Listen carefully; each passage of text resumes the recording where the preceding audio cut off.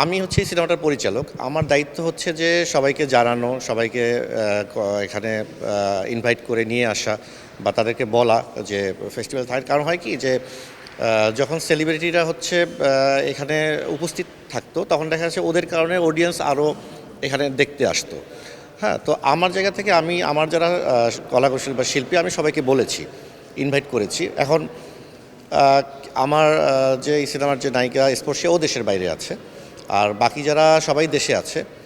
তো আমি দেখেছি আসলে যে একটা সিনেমা যখন সিনেমা হলে রিলিজ হয় বের হয় তখন আসলে শিল্পীরা থাকে, উপস্থিত থাকে, সবাই যায়।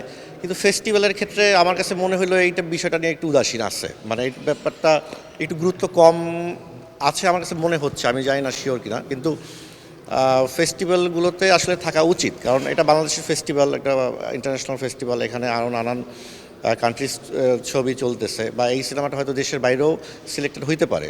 হ্যাঁ, তো ওই জায়গা থেকে মনে হয় আমাদের সবার একটু ফেস্টিভ্যালটার প্রতিও গুরুত্ব দেওয়া উচিত, থাকা উচিত। তাহলে হচ্ছে যে যেমন সিনেমাটা চলতেছে কিন্তু অডিয়েন্স খুবই কম, সেই সেলিব্রিটিটা থাকলে বা এটা কলাকুশলী থাকলে সবাই আগ্রহ প্রকাশ করে আরও দেখার জন্য সবার সাথে বসে।